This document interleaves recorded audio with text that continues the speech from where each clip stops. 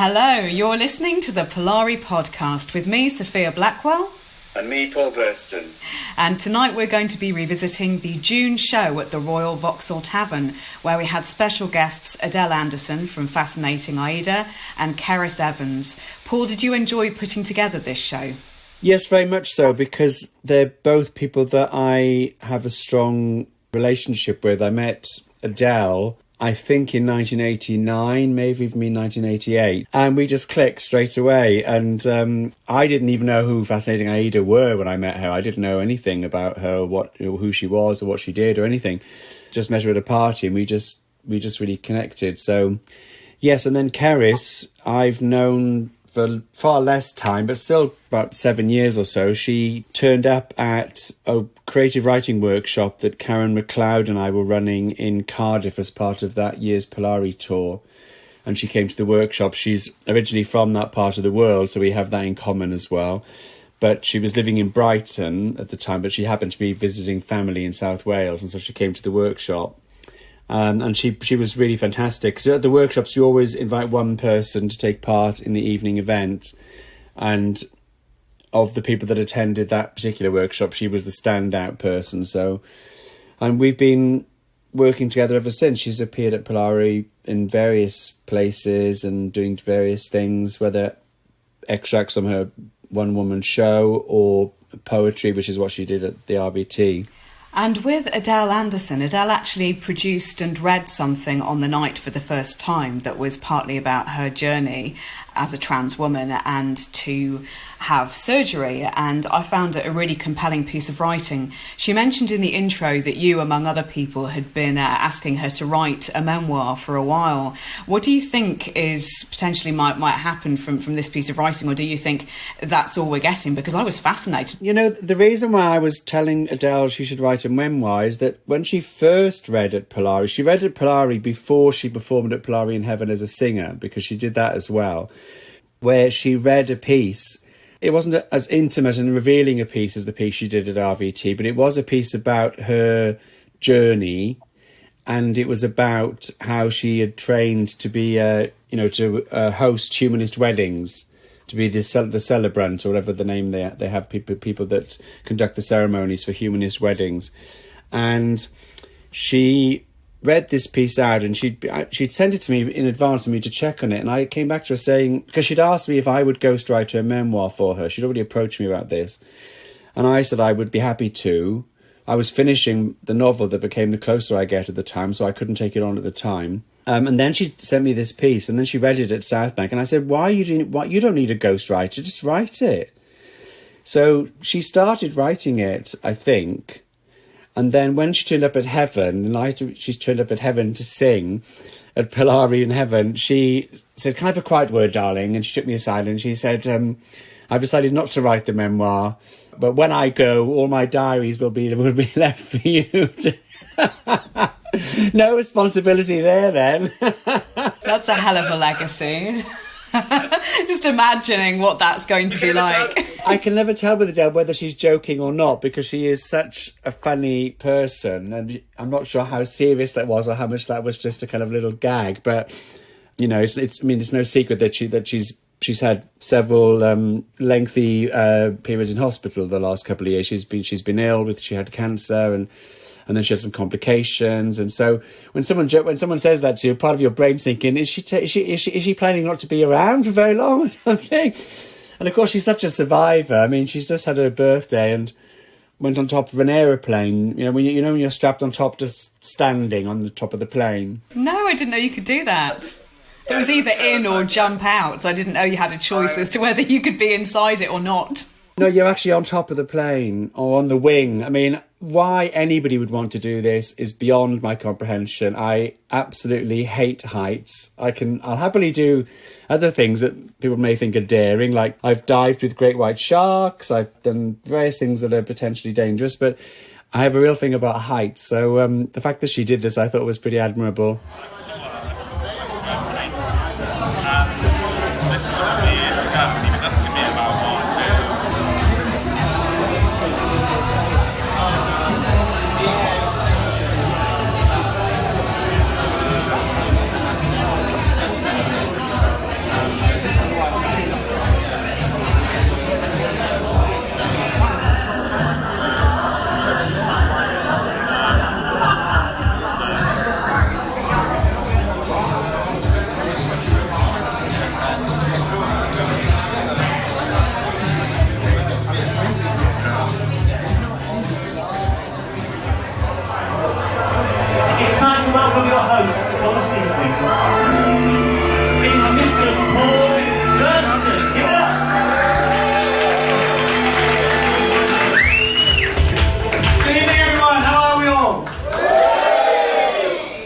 to this special trans-tastic edition of Polari here at the RVT.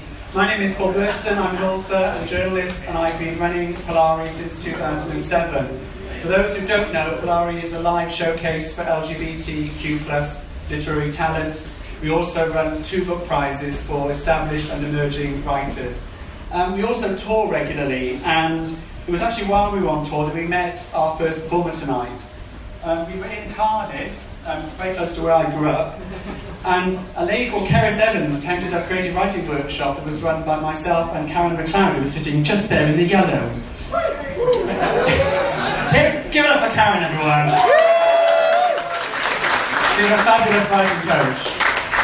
Cerys has performed spoken word at the Barbican, the Thrive HIV Foundation, and at Polari on tour in Cardiff, Brighton, and at the South Bank Centre. Her other credits include writing for Psychologies magazine, and for several years she acted as a judge for the Polari First Book Prize. She last appeared at Polari in Heaven nightclub in February before the world changed, where she performed an extract from her solo show, A Trans Fairy Tale. Please give it up for Cerys Evans.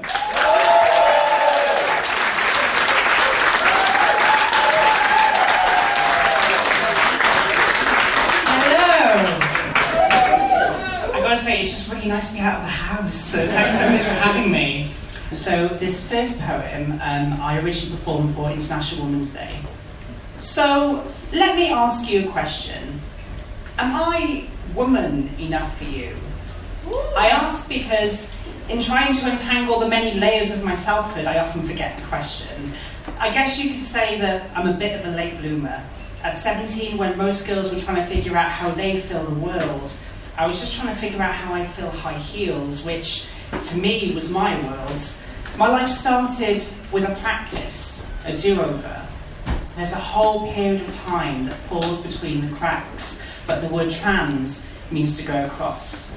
And it does not matter the shape of my curves, but the amount of stomach it took for me to get here. The way that some might define a gender might be like a light switch, on, soft, off, harsh, but my life has always been in the dimmer range. The word woman doesn't quantify the feeling I get when I see a sunset, or the way the soil feels between my toes. It turns out that the earth and the stars do not care about chromosomes. You see, there's never been a word that began with trans that didn't have impact. Trans action, transcribing, transformation, transcending, trans woman. But maybe I don't need to say it. Maybe it's said in the way that I keep my body upright in heels or in Converse, or the way that my body is alight with electricity that is 100% mine. So, in answer to the question, am I woman enough for you? There isn't an answer. And I may never be woman enough for you, because I'm so much more than a label. And that is enough for me. Thank you.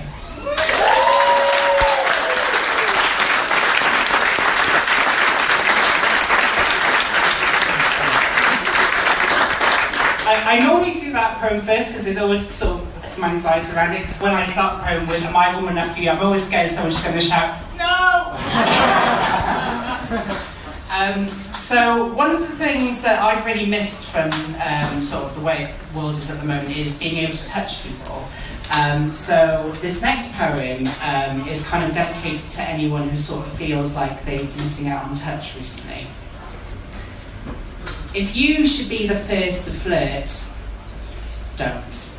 Now, let me explain. I'm not saying don't be first, but why choose fire to quench your thirst? Stories, jokes, puns, they are still tons of messed up allegories, and every effort to impress them is only to impress you. Though if you should find yourself glancing, take all of them in. Let your pupils circumnavigate them from elbow to spine. Each shape they make is like a buttery wine every time that needs to be devoured.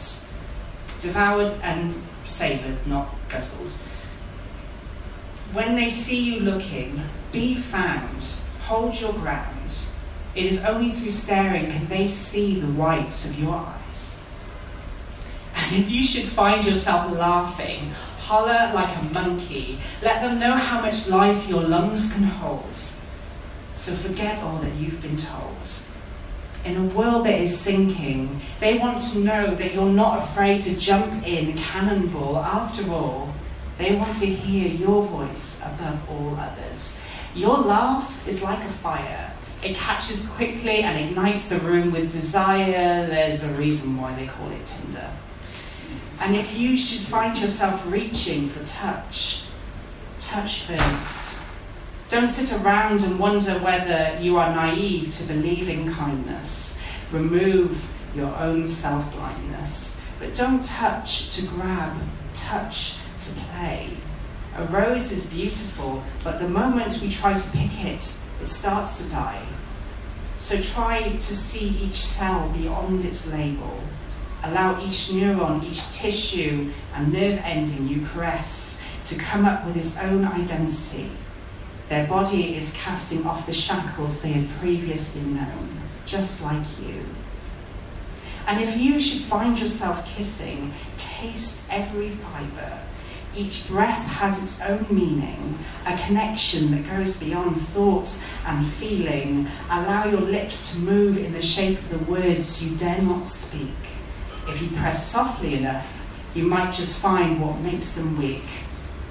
So if you should find yourself flirting, pause. When did we get so misguided?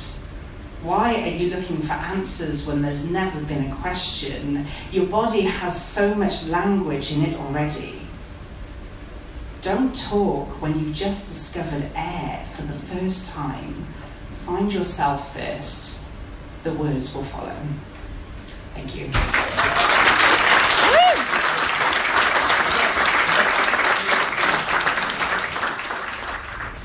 Dear perfectionism, thank you for your constant interruption.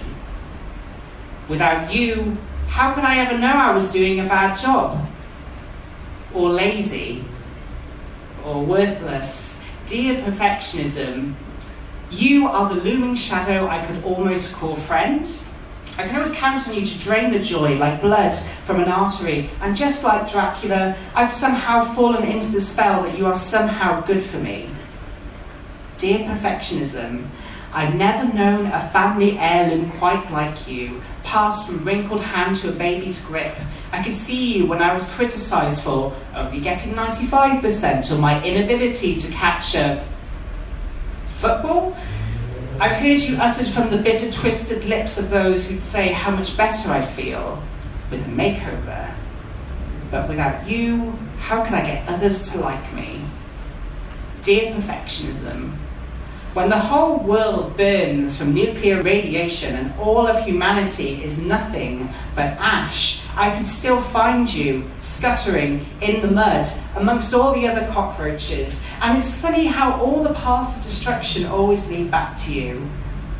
Dear perfectionism, you're the one that probably started the nuclear war in the first place. Dear perfectionism, I know I'm not very good at the whole trans activism thing, but I sleep with too many stuffed animals to be angry all the time. My attention span is too short for a sit-in, and my bladder wouldn't hold out long enough to be chained to a building.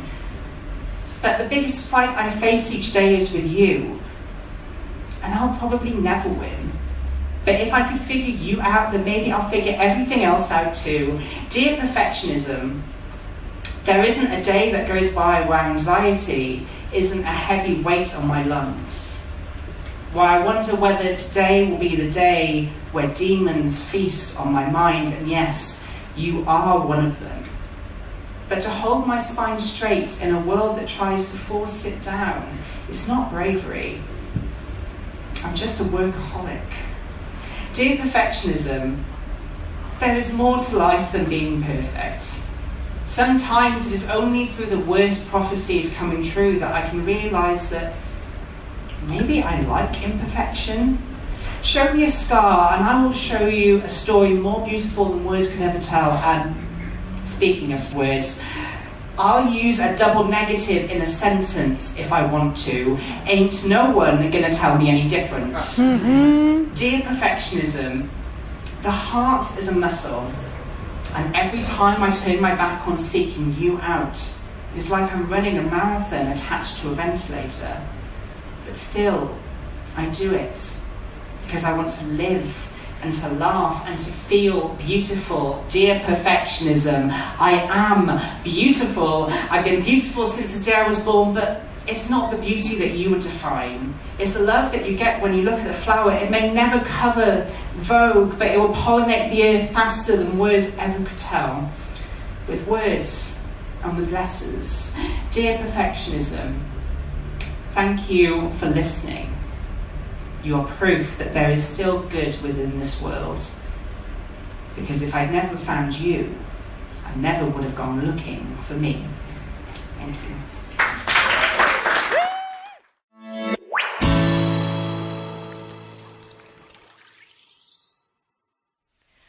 During Cerys's first performance, as you say, we had some of her poetry, which was really lovely for me to hear because I hadn't actually heard it before, despite having interviewed Cerys a couple of times, once about a trans fairy tale, which is the stage piece, and once about being a judge for the Polari Book Prize. When it came to the poetry, I was particularly moved by Cerys's poem about perfectionism, which she did on the night. And this is something that I like talking about with other LGBTQ plus people because a lot of us are perfectionists, and I sometimes wonder how much of that has to do with our upbringings and feeling kind of less than about who we are. What's your take on it? I think that's absolutely the case. It's certainly the case in my case. Whenever I hear people talk about imposter syndrome, which I've certainly experienced from time to time and still experience, when I hear straight people talking about it in particular, I always think, God, you've got no idea. I mean, growing up realising that you're queer, you feel like an imposter as soon as you're aware of it or as soon as it's pointed out to you. I mean, in my case, I didn't know that I was gay. I didn't know what gay was. I didn't know what sexuality was, but I knew that I was different to the other boys by the time I was 4 or 5, and they knew too. And they were calling me those names from the age of 4 or 5. I was being called sissy and puff and etc., from a very young age.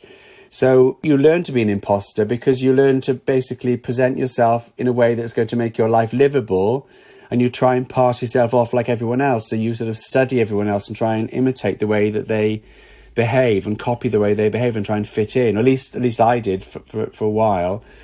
And then, of course, I reached 14, discovered David Bowie, thought, sod you all, and went the other way and rubbed their faces in it instead.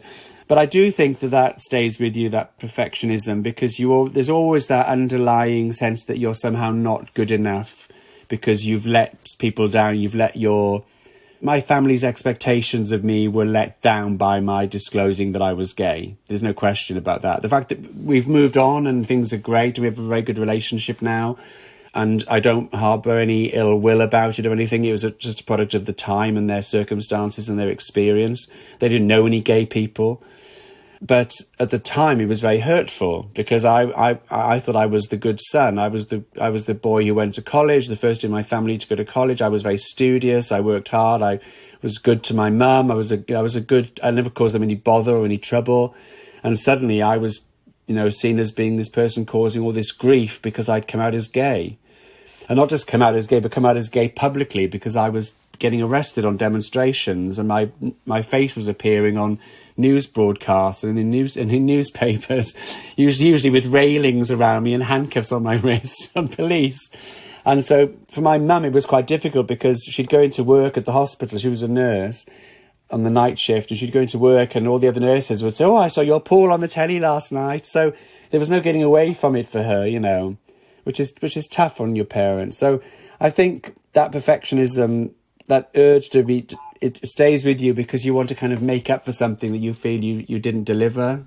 So, speaking of perfection, we then saw that virtuoso reading by Adele Anderson, and I understand that you'd actually seen the reading beforehand or that you'd spoken about it a couple of times in advance. Can you tell me a little bit about that process? Because I know it doesn't always work that way with Polari. So when she came to the RVT and read the piece that she read, she'd actually sent me a draft of it in advance, because she often does that. And it was a lot shorter. And I said, well, I think it needs to be a bit longer than this, because there'll just be the two of you and then we'll be discussing it. So the more there is, the more we can discuss. And then she said, okay, I'll write some more, but I won't let you see it before the night, which is fine. I don't normally read people's material before the night anyway. I didn't know until the night exactly what we were going to get. It was much harder hitting than the version I'd read earlier, which was a much shorter and sort of more polite, softer piece, I guess, because she really didn't pull any punches with that piece. It was great. Yeah, I thought it was terrific. It was really interesting, and it was a very fascinating snapshot of that time and the medical profession's attitude towards people who were undergoing transition. It was really, really informative.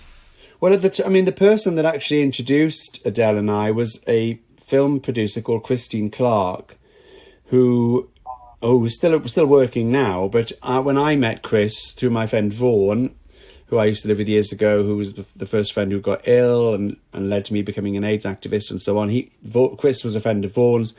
Chris was making her first television documentary, which was called Sex Change Shock Horror Probe.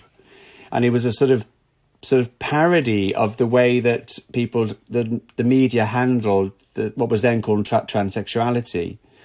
And it was incredibly ahead of its time, because it actually explored how gender is a construct and how all different people are on a gender spectrum, whether they're trans or not, whether they're gay or straight, etc., etc. So it was a very, very ahead of its time documentary, and Adele's one of the people featured in it, which is how we met.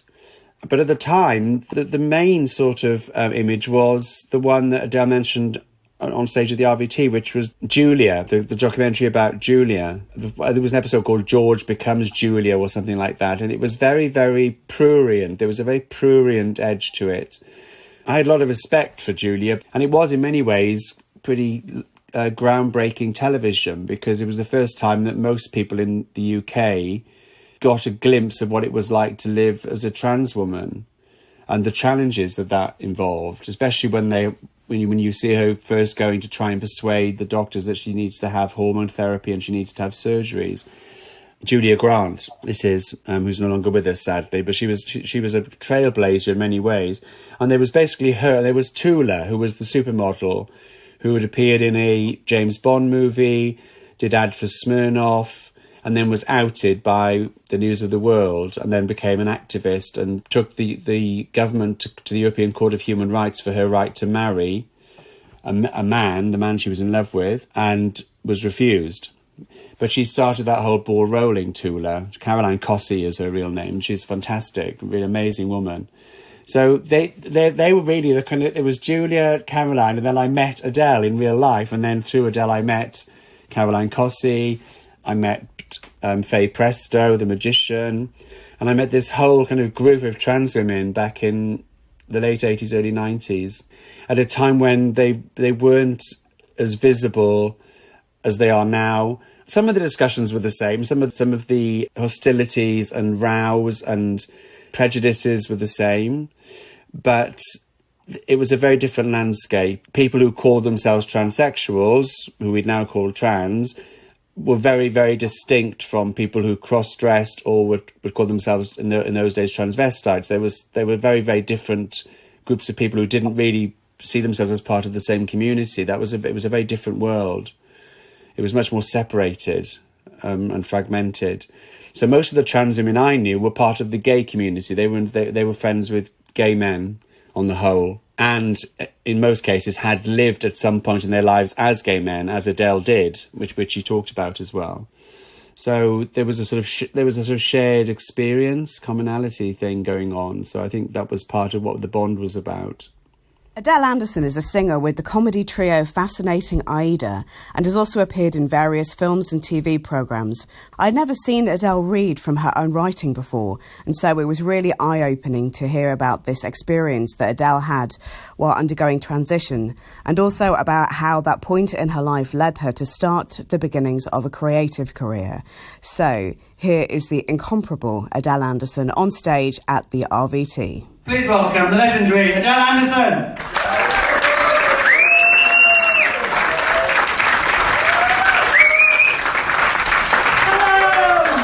Hello everyone. Now, including Mr. Paul Burston, nay, especially Mr. Paul Burston, have been on me for years now to write my memoirs. I'm not sure the world really needs yet another trans autobiography, but were I to do so, here is a sample of what would be in it. It's a piece I've written especially for this evening, and it's entitled, "The Doctor Will See You Now." One day in 1973, I travelled down from Birmingham, where I was living after completing my degree at the university, to the Charing Cross Hospital in Fulham Palace Road. I don't recall the exact date, and you'd think I would, considering it was one of the most important days of my life, for I was about to meet the man who would help me to realise my lifelong ambition of becoming a woman.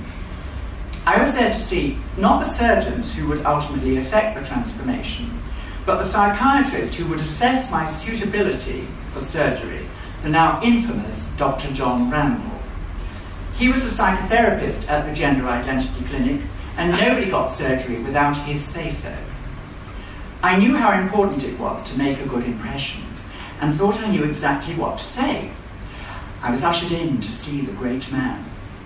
Imagine, if you will, a grey-haired, portly gentleman who peered at you over half-moon spectacles. He looked like Alfred Hitchcock and spoke in a similar lugubrious manner. Straight away he asked me, "I suppose you want to have an operation to make you a woman?" Which, by the way, is impossible. You will only ever be an approximation of a woman. You will merely be a castrated male. I was on my guard. Was this a trick question? I knew in advance that he did not respond well to emotional blackmail, and that if I broke down and cried, "Yes, and if you don't give it to me straight away, I'm going to hack off my fingers or kill myself," I would surely be shown the door. I recited my prepared speech. "Well, I know you're not going to give me the operation straight away," I said, "so let's talk about what you can do for me today. That is, a letter saying that you are treating me, which means I can use a public toilet without fear of arrest. I can change my driving licence, apply for a female passport, adjust my employment card." What I didn't know in advance was that Dr. Randall did not like being told what to do. He would in time do all of those things for me, but only when he decided.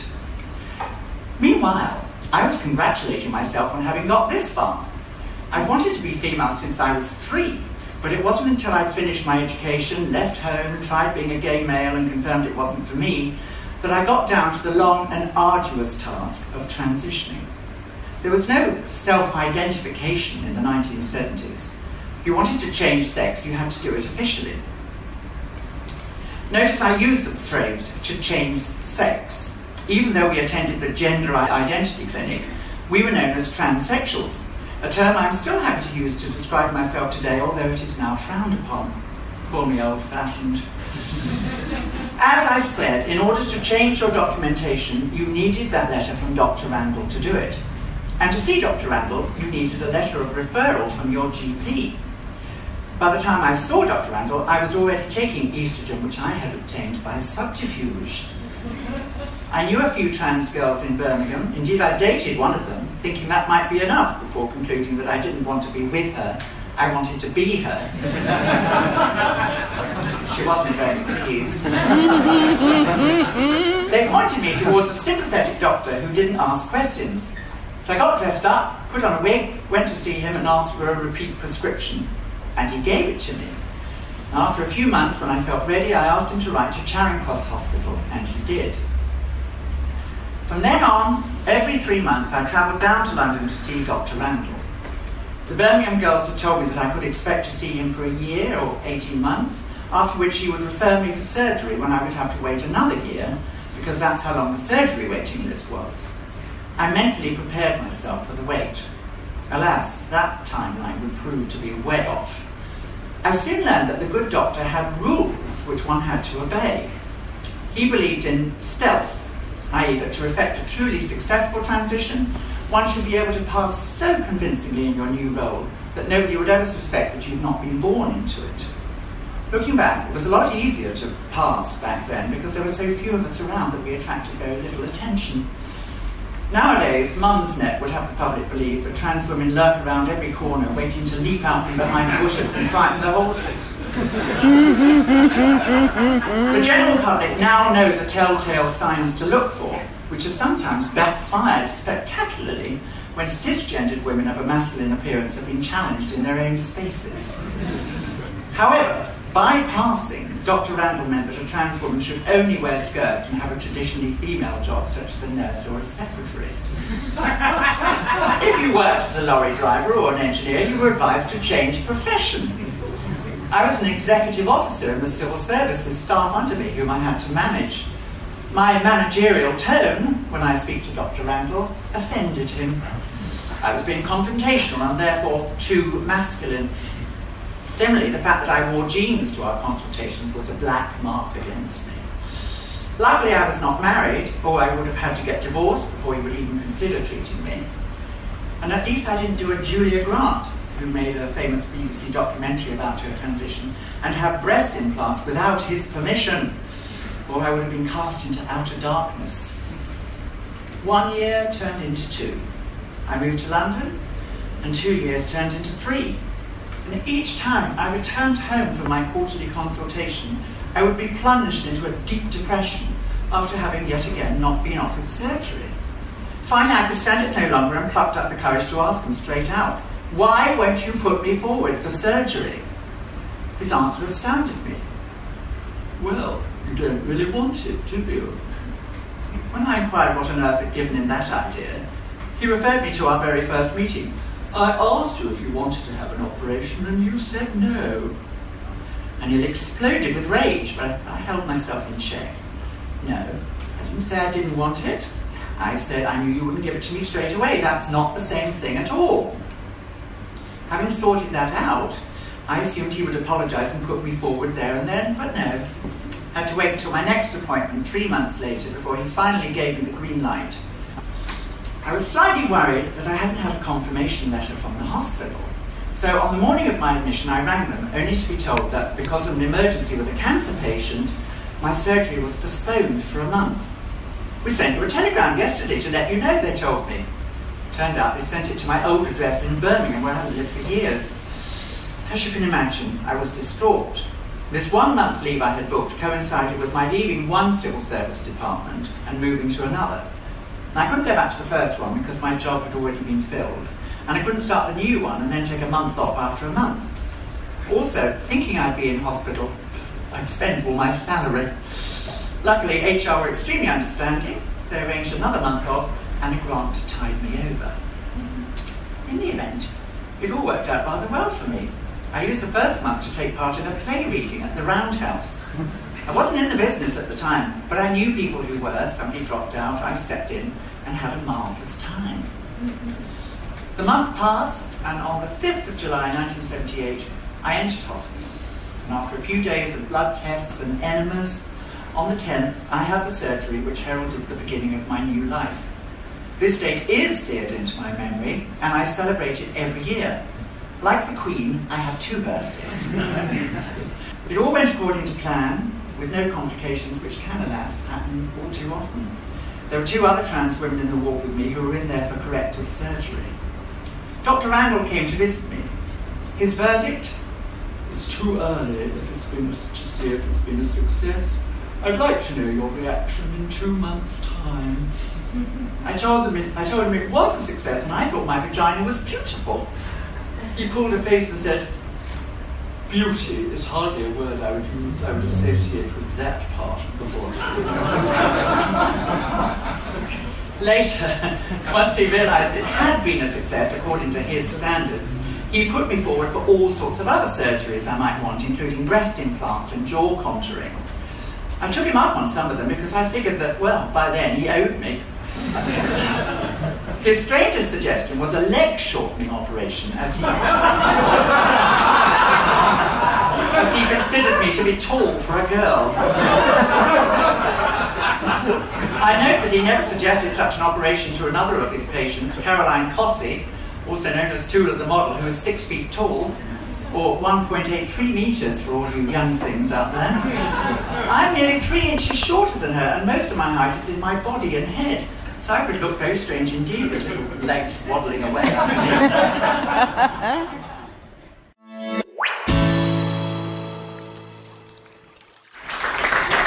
going to grill them now. Gently. Wouldn't be the first time. Until done. We're going to start with the body. Let's just jump straight on in there. Cerys, you read that poem which you read for us at Cardiff, which is very much about the body. Karen MacLeod, who taught that class, is currently running a series of workshops for Polari online. And this week, one of the exercises that she gave the people taking part in the workshop was to write about the body, and several people found it very difficult to write about. So I wanted to ask you, did you find it a daunting thing to write about, coming from your background in your life story? Well, I did find it daunting, but it was, I guess, for different reasons that your students found it bad. For me, it was just like there was too much material to work with. And for me, like, obviously body image and any kind of sort of like self-esteem thing is always just such a hot topic for me because of my transition. So it was really tricky just finding sort of like the right sort of words to go along with it. And basically how it came about was a friend of mine, I say friend, he said to me like, oh, I've just been to Paris, I've just been to the Louvre, and I saw the statue there of Aphrodite, and as soon as I saw it, I thought of you, Cerys. And I'm like, great, that's just how people see me, I guess. So for me, it's like, looking at the body is like I'm always looking at it through someone else's eyes, like how they see me. And I think one sort of theme that sort of like is coming through poetry is like how I'm just constantly trying to find my own perspective on things. So I think for trans people, we so often like try and fit ourselves into society and try and make sure that others see us the way that we see ourselves. And I think part of what is going to contribute, I think, to trans mental health overall is for actually us to sort of start seeing ourselves truly and authentically first before we start trying to change ourselves for other people. By the time I actually entered the public eye, I'd more or less got everything done that I felt I needed to do. And since then, it's been a lot of maintenance, really. I'm all about that. Since then, yeah. And then now, of course, I'm dealing with an aging body, which have found slightly difficult. And of course, 5 years ago, nearly 6 now, I had cancer, and I had my whole bladder was removed, and I had a new bladder installed, which really gives you a different perspective about what's important really about the body. And I figured, I do remember saying at the time, there's nothing to do with being trans, I just remember saying at the time, I will not have you will not give me a stoma. I cannot live with a stoma. And I remember when I woke up, I looked down and there was a stoma bag there. And I hit the roof, I shrieked, I screamed the ward down, and I was heavily medicated at the time. And they got my partner on the phone, and he was saying, we'll deal with this, we'll deal with this. Anyway, it turned out it wasn't a stoma, it was just a bag that there were 2 stents coming out of my kidneys. The surgeon gave it, and then I was fine then, after that. I just got on with it. But it was important to me that I kept, so I've got a few puncture wounds and things in my stomach now, but basically I still look pretty much the same as I did. But I do remember that I basically felt that I looked the same for about 40 years. And I remember seeing it in my mother. She always looked just the same to me until she was about 60, and then suddenly she looked older. And then when she got to 80, she suddenly looked much older. So I'm in the older stage at the moment. It has got to the very old stage, yeah. You mentioned Caroline Cossey. People that may not know, Tula was a really, really huge model at the time, and there was a very famous, very tall, but also very, very famous, and was in a Bond movie and did an advert for series of adverts for Smirnoff, one of which she was water skiing behind the Loch Ness monster, and the tagline was, "They said anything could happen." So there was a hint at her transition going on in this sort of advertising. But she also was a sort of civil rights campaigner, because she took a case to the European Court of Human Rights. She certainly did, yeah. But sadly, she had to leave England because she couldn't get any work. anymore. But the same thing had happened to April. April was a Vogue model and did lots of modelling, and then as soon as she was outed, she couldn't get arrested. And then history repeated itself with Caroline. Of course, it's not the case now. The queuing up to get trans models into magazines, but yeah, for Caroline it was very difficult. And she's such a gentle girl. She's got quite a Norfolk burr about her. She speaks quite softly. But anyway, she was going to marry some, I think, a Middle Eastern guy, and his family found out and put the kibosh on that. But she has been married for the last 20, 30 years to a really gorgeous Canadian guy. But she's come out again from, rather like I have, come out of retirement activism-wise, because it's needed now, sadly. Yeah. I thought I'd put all those years behind me. When I was doing it the first time around, I didn't think I'd have to do it all over again now. But that's the way it is. As part of the show, Paul and the guests spoke about the differences in atmosphere and culture on the gay and trans scenes between today and the 1980s and 90s. They also spoke about the practice of the tabloid press of outing people during that time, either people who they suspected to be gay, to be trans, or to potentially have HIV/AIDS. Adele speaks here about her run-in with a tabloid newspaper and why she now doesn't drink before performing or going out with members of the press. Shortly after, in fact, the first Edinburgh Festival we went to, there was sniffing around, and so we took the decision to break the story first. So we approached Henry Noble, and a very small piece appeared on the back page of The Observer, and then everybody went away for a while. And if anybody ever asked about it, we just basically said, no, it's not relevant, we're a three-woman group. If they said, which one of you is the trans woman, Diddy would say, it's me, I played rugby at Trinity. Always good to have trans allies, I have to say. She's been the best. But then a few years later, a guy purporting to be from the Sunday Mirror approached us and said, you always get interviewed together, all the three of you, and I really would like to interview each of you separately and see what you think. But yes, ding ding, morning bells. So he interviewed Dilly and Denise for about 5 minutes each, and then he took me out to dinner. And I was explaining to you why I never drink when I'm working, because this was my downfall. He took me out to dinner and plied me with champagne, which I couldn't afford to buy for myself in those days. And loose lips sink ships. And I sunk my own ship, unfortunately. And it turned out, of course, it wasn't for the Sunday Mirror, it was for the News of the World. And I ended up double-page spread, and it said, sex is so much better, now I'm not a man, says cabaret star Adele. I may have said something like that. I definitely would never have used the word man, which I never do. And unfortunately, we were just about returning to Australia for the second tour, and it followed me over there. It was one, and it was reported in all the papers there.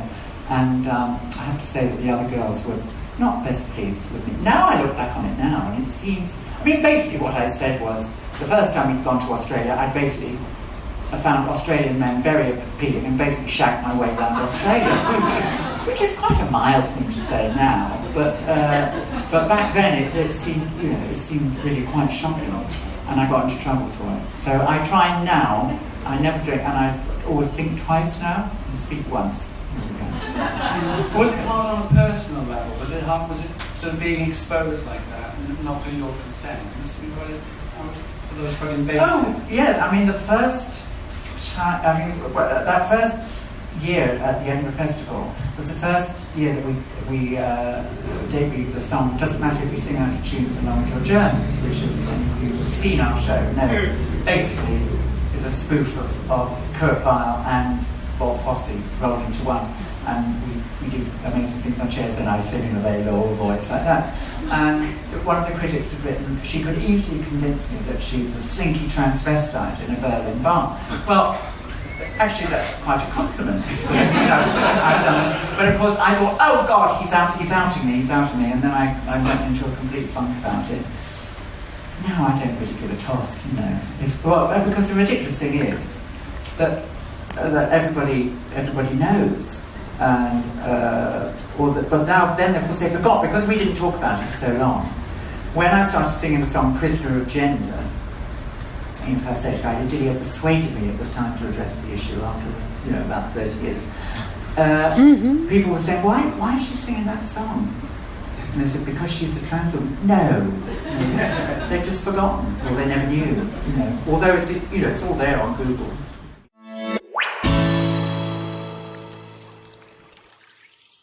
There aren't a great amount of decent parts for women or for black and minority ethnic people. And Cerys, for example, spoke about trying to get work in the theatre and in film roles and was just often being offered trans prostitute roles or a man in a dress, as she says. So it was really interesting hearing about that. And I think that's one of the reasons why we get into, A, writing our own stuff, and B, producing it, so we don't have to fit into somebody else's idea of what a woman or what a trans person looks like or how they behave. There's a very funny thing that Adele wrote for her intro, because she always sends me her bio for her introduction, and she always writes it in the third person. So it's already written for me.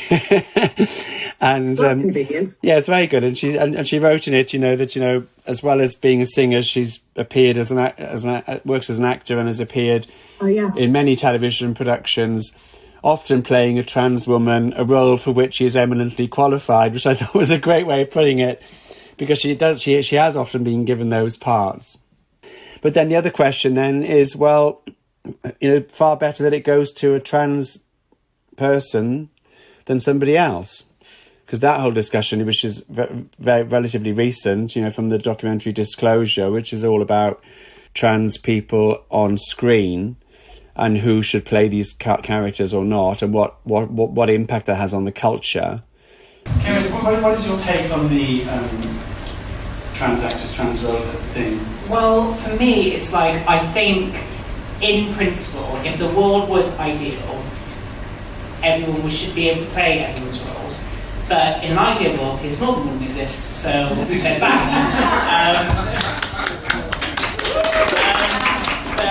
The problem is that, so I've had this experience as well. So I went to drama school when I was about 17, and that's when I realised that I was trans. And I came out and thinking that everyone was going to be behind me, everyone would love me because it's the arts. Everyone hated it. But the thing that really got to me was they kept saying to me, we're only going to cast you in male roles because of you are a man. And for me, it was at that point where I just thought, well, I'm off, and then went and tried to do my own thing.